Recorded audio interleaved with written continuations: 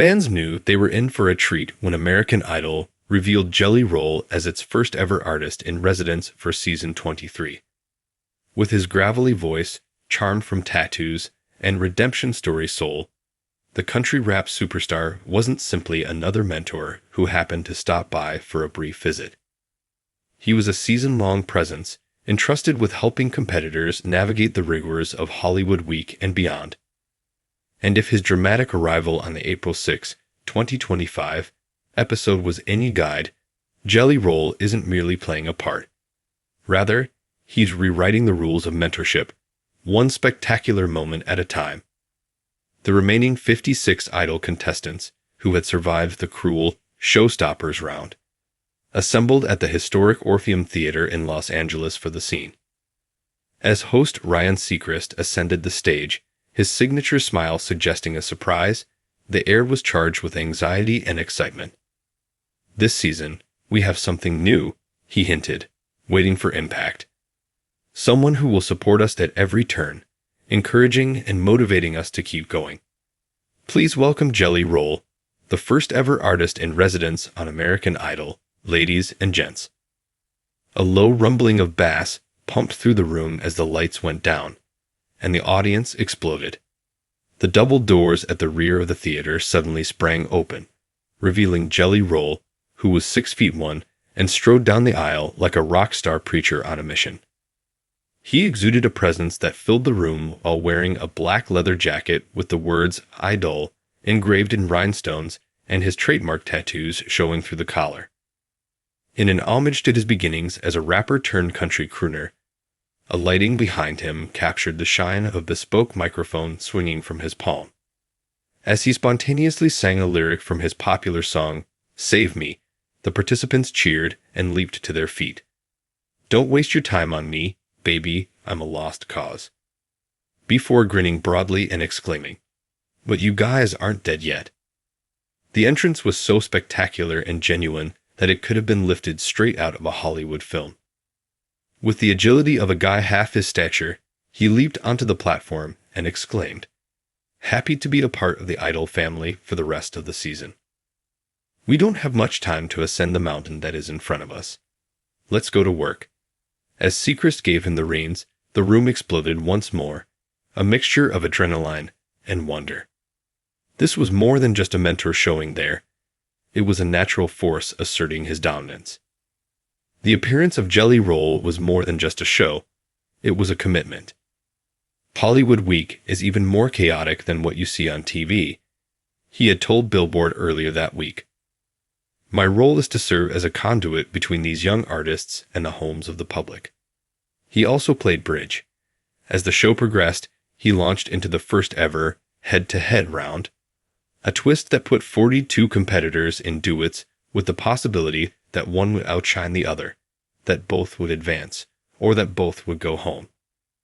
In the trenches, Jelly Roll was mentoring each duo with a combination of raw heart and brutal love. Consider Riley O'Neill and Brianna Nix, two young mothers who became close via late hours and lullabies.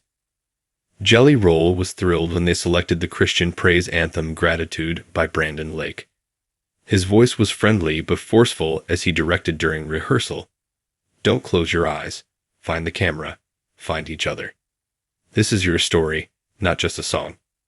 Make them feel it."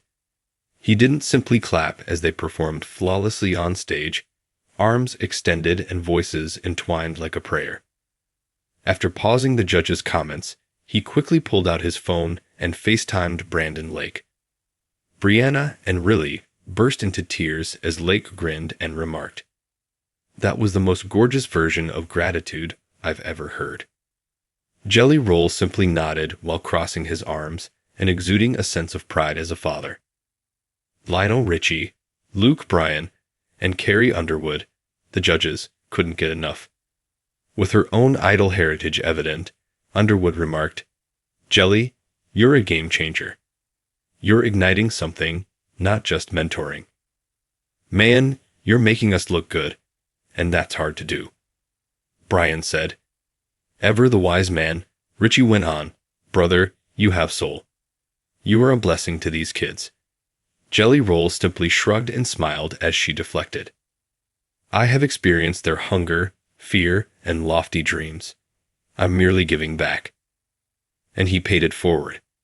The duet of Ain't No Mountain High Enough between folk singer Maddie Pruitt and pop belter Gaby Samon devolved into a vocal brawl. During rehearsal, Jelly Roll had encouraged them to fight for it. Don't play nice. Prove to me that you desire this. They did, and the outcome was incredible. Quiet voice landing them away in the top 24. You guys just demonstrated what grit looks like to the world. Never forget that sensation. He's like a big brother who believes in you more than you believe in yourself, Maddie subsequently said to producers. As the show aired, social media was ablaze. One ex-user wrote, "Jelly Roll walking in like he owns the place. Iko Anaiste." That entrance was EVRWTHing, someone else wrote. Idol didn't realize it needed a mentor like him.